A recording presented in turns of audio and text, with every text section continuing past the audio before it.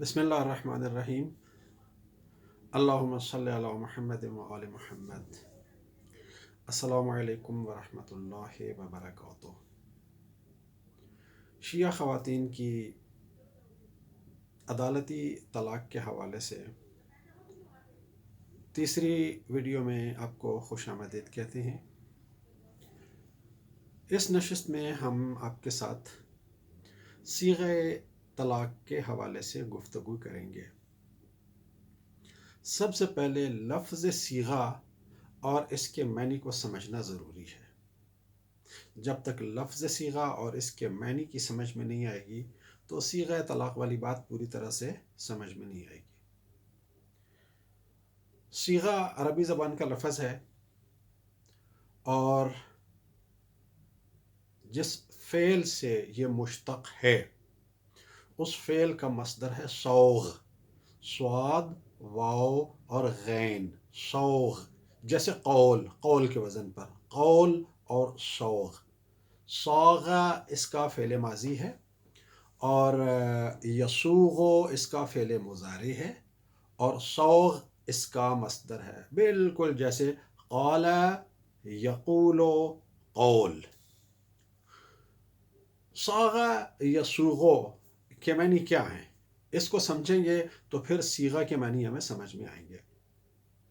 صاغہ کے معنی ہیں کہ اس نے کوئی لفظ ڈیزائن کیا، اس نے کوئی جملہ ڈیزائن کیا، اس نے کوئی بات بنائی، ڈیزائن کی۔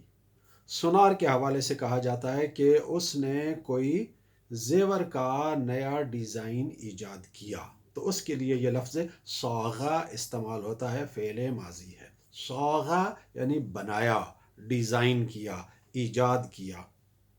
یسوغو ڈیزائن کرتا ہے، بناتا ہے، ایجاد کرتا ہے۔ صیغہ بنائی گئی بات یا بنایا گیا کلمہ، بنایا گیا جملہ، بنایا گیا لفظ، اسے کہتے ہیں صیغہ۔ اور عربی زبان میں صواغ اس بندے کو کہا جاتا ہے جو بہت باتیں بناتا ہو اور چھوڑتا ہو، بہت زیادہ باتیں اڑانے والا، باتیں بنانے والا، باتیں گھڑنے والا، باتیں چھوڑنے والا، اسے کہا جاتا ہے صواغ۔ تو صیغہ یعنی کوئی لفظ یا کوئی بات یا کوئی جملہ ایجاد کرنا کسی خاص معنی کے لیے۔ جیسے ہم کہتے ہیں کہ فعل یہ صیغہ ماضی ہے، یعنی یہ لفظ بنایا گیا ہے، یہ لفظ ڈیزائن کیا گیا ہے فعل ماضی کو بیان کرنے کے لیے۔ اب فعل کے پیٹرن پہ، فعل کے ڈیزائن پہ، فعل کے فارم میں جو بھی لفظ آئے گا ہم اسے کہیں گے کہ یہ فعل ماضی ہے۔ جیسے ضربہ اس نے مارا، کتبہ اس نے لکھا، ذہبہ وہ گیا۔ تو یہ ایک مخصوص شکل بنا دی گئی ہے، ایک لفظ کی ایک فارم بنا دی گئی ہے، ایک ڈیزائن بنا دیا گیا ہے جس سے فعل ماضی کو بیان کیا جاتا ہے۔ اسی طرح سے یا فعلو یہ بنایا گیا ہے، ڈیزائن کیا گیا ہے فعل مضارع کے لیے، تو اسے کہا جاتا ہے فعل مضارع کا صیغہ، صیغہ فعل مضارع۔ تو ایک خاص لفظ جو ایک خاص مفہوم کو بیان کرنے کے لیے بنایا جائے اس لفظ کو کہا جاتا ہے صیغہ۔ اب آتے ہیں صیغہ طلاق۔ تو صیغہ طلاق سے مراد وہ مخصوص لفظ ہوگا جو ڈیزائن کیا گیا ہے، جو بنایا گیا ہے طلاق دینے کے لیے۔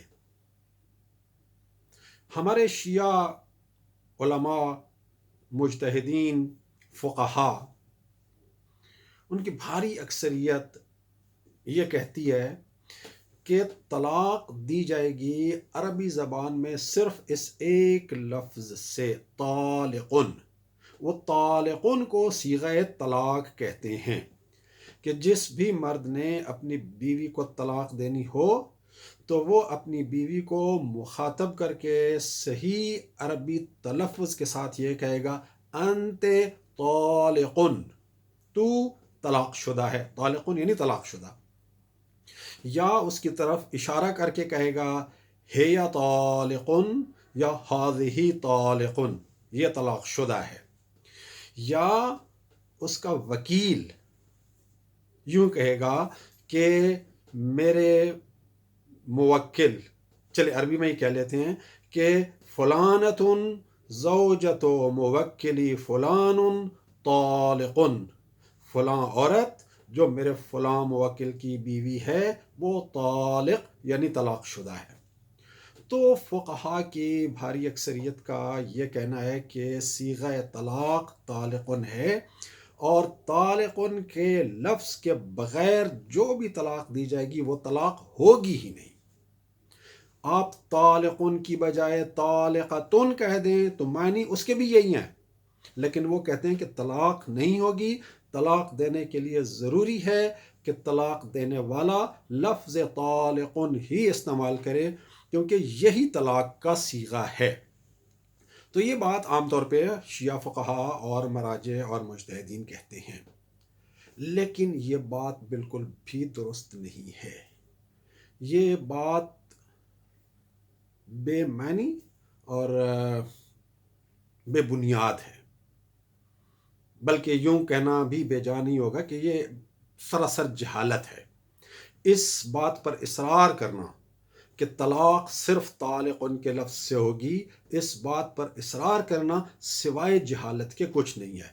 ہاں یہ بات درست ہے کہ طالقن کا لفظ استعمال کرنے سے طلاق ہو جائے گی۔ اگر کوئی بندہ اپنی بیوی کو انت طالقن کہہ کے طلاق دیتا ہے تو طلاق ہو جائے گی، لیکن یہ کہنا کہ طالقن کے علاوہ کسی اور لفظ سے طلاق ہوتی ہی نہیں ہے، یہ 100% جاہلانہ بات ہے، غلط بات ہے، بے بنیاد بات ہے۔ اب آتے ہیں ائمہ معصومین سلام اللہ علیہم اجمعین کی احادیث کی روشنی میں دیکھتے ہیں کہ طلاق کس طرح سے دی جا سکتی ہے۔ ایک بات اچھی طرح سے سمجھنے کی ہے، وہ یہ کہ طلاق جب دینی ہے تو طلاق ایسے الفاظ میں دینی ہے کہ جو واضح طور پر اس بات پہ دلالت کریں کہ اس بندے نے اپنی بیوی کو طلاق دے دی ہے اور اس کے ساتھ زوجیت کا تعلق ختم کر دیا ہے۔ کوئی مبہم لفظ جس میں طلاق کا مفہوم بھی پایا جاتا ہو اور کوئی اور مفہوم بھی پایا جاتا ہو، تو یعنی جو طلاق پر صریح دلالت نہ کرتا ہو، وہ لفظ استعمال نہیں کیا جا سکتا طلاق دینے کے لیے۔ طلاق دینے کے لیے وہی لفظ استعمال کیا جا سکتا ہے جو طلاق کو واضح طور پر بیان کر رہا ہو۔ ایک شخص آیا امام محمد باقر علیہ السلام کے پاس، محمد بن مسلم کی روایت ہے، اور یہ روایت ہے اصول کافی جلد 6 صفحہ 69 میں۔ محمد بن مسلم روایت کرتے ہیں کہ انہوں نے امام محمد باقر علیہ السلام سے پوچھا کہ ایک بندہ اپنی بیوی سے کہتا ہے انت علی حرام، تو مجھ پر حرام ہے، او بائنۃ، تو مجھ سے جدا ہے، او بتۃ، تو مجھ سے بے تعلق ہے، او بریۃ، تو مجھ سے آزاد ہے، او خلیۃ، تو مجھ سے فارغ ہے، یہ الفاظ استعمال کرتا ہے، تو کیا ان الفاظ سے طلاق ہو جائے گی؟ تو امام علیہ السلام فرماتے ہیں کہ ھذا کلہ لیس بشیء، یہ جو سارے الفاظ ہیں ان کی کوئی حیثیت نہیں ہے۔ انما الطلاق، طلاق یہ ہے کہ ان یقول لہا، کہ وہ اپنی بیوی سے کہے، فی قبل العدہ، اس کی عدت شروع ہونے سے پہلے، بعد ما تطہر من محیضتہا، جبکہ وہ عورت اپنے ماہانہ ایام سے پاک ہو چکی ہو اور ابھی اس بندے نے اس کی پاکیزگی کے بعد اس کے ساتھ مجامعت اور مباشرت نہ کی ہو، تو اس صورت میں اسے کہے انت طالق او اعتدی۔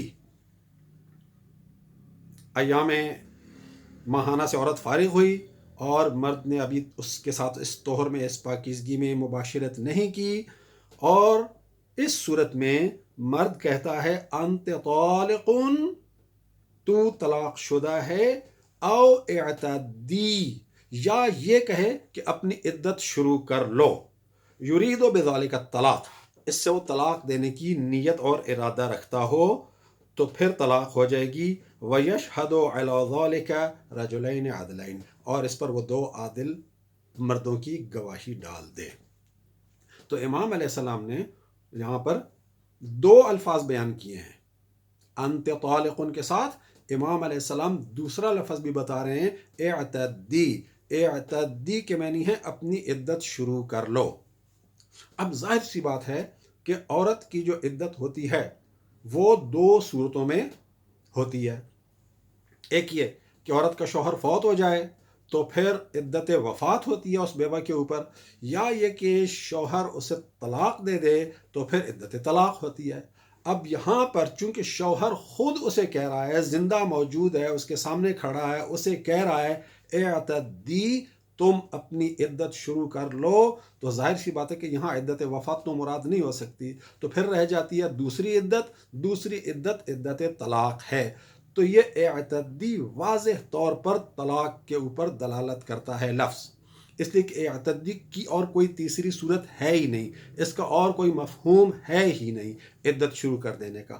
تو امام محمد باقر علیہ السلام کا یہ جو فرمان ہے، اس روایت کے مطابق، اس فرمان کے مطابق، اس روایت کے مطابق طلاق جس طرح طالقن کے لفظ سے دی جا سکتی ہے، اسی طرح سے اعتدی کے لفظ سے بھی دی جا سکتی ہے. تو فقہاء کا یہ اصرار کرنا کہ طلاق صرف طالقن کے لفظ سے ہوگی، یہ بالکل ایک بے معنی اصرار ہے، بے بنیاد اصرار ہے.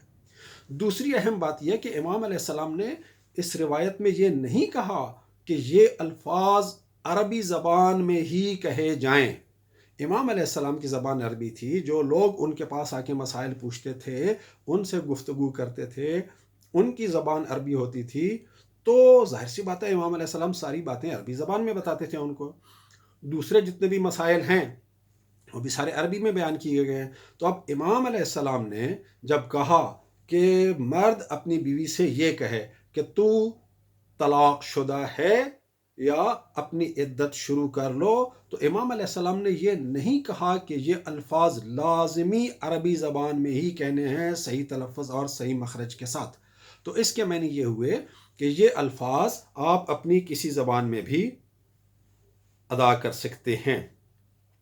تو یہاں آ گئے ہمارے پاس 2 الفاظ جن کے ذریعے سے طلاق دی جا سکتی ہے. اب آئیے آگے دیکھتے ہیں ایک اور صورتحال. اسحاق بن عمار امام جعفر صادق علیہ السلام سے سوال کرتے ہیں کہ ہمارے دوسرے جو مسلمان بھائی ہیں ان میں سے کسی شخص نے اپنی بیوی کو 3 طلاقیں دے دیں، اور ان کے ہاں طلاق دینے میں ان چیزوں کا خیال رکھنے کی ضرورت نہیں ہے کہ عورت پاکیزگی میں ہے یا نہیں ہے، اس پاکیزگی میں اس کے ساتھ مباشرت کی گئی ہے یا نہیں ہے، جیسے بھی ہو، جس بھی حالت میں ہو، 3 دفعہ طلاق طلاق طلاق کہا تو طلاق ہو جاتی ہے. تو ان کے ہاں یہ شرائط اور یہ ساری چیزیں نہیں پائی جاتی. تو بندہ پوچھتا ہے، اسحاق بن عمار کہتے ہیں کہ امام جعفر صادق علیہ السلام سے پوچھا گیا کہ ایک شخص نے دوسرے برادران اسلامی میں سے اپنی بیوی کو 3 طلاقیں دے دیں، پھر ہمارے اپنے مومنین میں سے کوئی شخص چاہتا ہے کہ اس عورت کے ساتھ نکاح کرے، تو یہ کیا کرے گا؟ تو امام علیہ السلام فرماتے ہیں کہ یہ شخص انتظار کرے. الفاظ ملاحظہ فرمائیے، فقال یدعها، یہ شخص اس عورت کو چھوڑ دے اپنی حالت پر، حتی تحیض، یہاں تک کہ اس کے ماہانہ ایام آ جائیں، وتطہر، اور وہ پاک ہو جائے، ثم یأتیہ، پھر یہ شخص اس مرد کے پاس جائے جس نے اس عورت کو طلاق دے دی ہے، ومعہ رجلان شاہدان، اور اپنے ساتھ 2 گواہ بھی لے کے جائے، فیقول، پھر اس عورت کے شوہر سے کہے، اطلقت فلانۃ، کیا تو نے فلاں کو طلاق دے دی ہے؟ فاذا قال نعم، جب وہ شوہر کہے نعم یعنی ہاں، ترکھا 3 اشہر، تو پھر 3 مہینے انتظار کرے، ثم خطبہا الی نفسہ، پھر اس کا اپنے لیے رشتہ طلب کر لے. اسی طرح سے سکونی نے امام جعفر صادق علیہ السلام سے روایت کی ہے، اور امام جعفر صادق علیہ السلام نے امام محمد باقر علیہ السلام سے، اور امام محمد باقر علیہ السلام نے امیر المومنین علیہ السلام سے روایت کی ایک ایسے شخص کے بارے میں، عن رجل یقال له طلقت امرأتک، کہ ایک شخص سے پوچھا جاتا ہے طلقت امرأتک، کیا تو نے اپنی بیوی کو طلاق دی؟ فیقول نعم، وہ کہے ہاں، قال قد طلقها حينئذ، تو امام علیہ السلام فرماتے کہ ہاں، جب اس نے کہا نعم تو اس وقت اس نے اس کو طلاق دے دی۔ تو اب ہمارے پاس آ گئے تین لفظ، طالق، اعتدی اور نعم، ان تینوں الفاظ سے طلاق ہو جاتی ہے، اور ان تمام احادیث میں کہیں بھی نہیں ہے کہ یہ تینوں الفاظ ضرور عربی زبان میں ہی ادا کرنے ہیں۔ اسی طرح سے آگے چلتے ہیں تو امیر المومنین علیہ السلام سے مروی ایک روایت ہے، تہذیب الاحکام جلد 8 باب احکام الطلاق حدیث نمبر 31 میں، اس میں امیر المومنین علیہ السلام سے روایت ہے کہ کل طلاق بکل لسان فہو طلاق، ہر طلاق جو جس بھی زبان میں دی جائے وہ طلاق ہے۔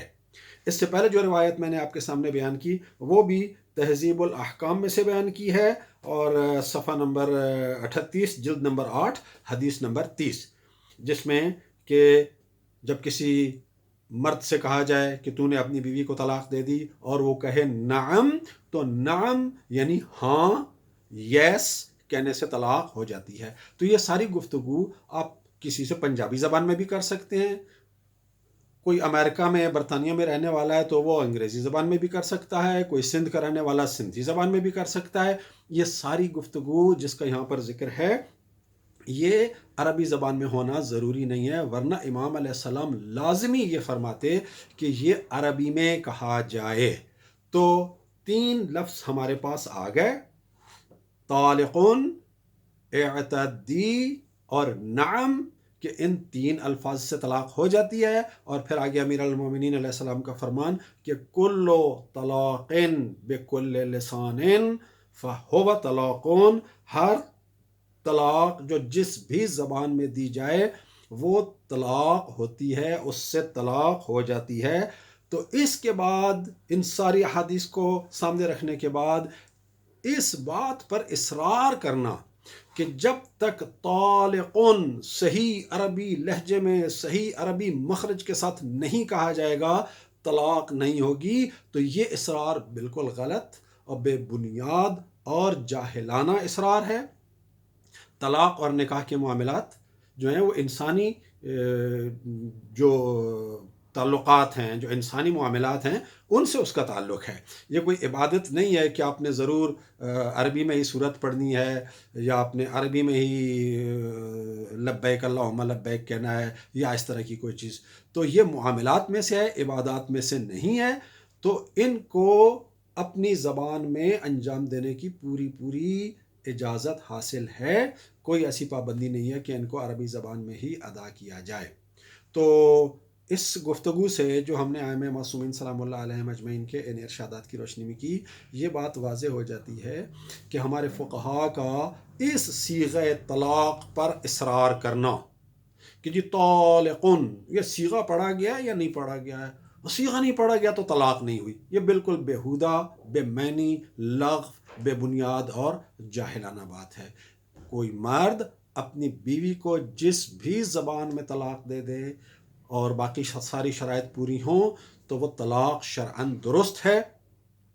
تو صیغے کے حوالے سے امید کرتا ہوں کہ تصور واضح ہو گیا ہوگا، ذہن کلیئر ہو گئے ہوں گے۔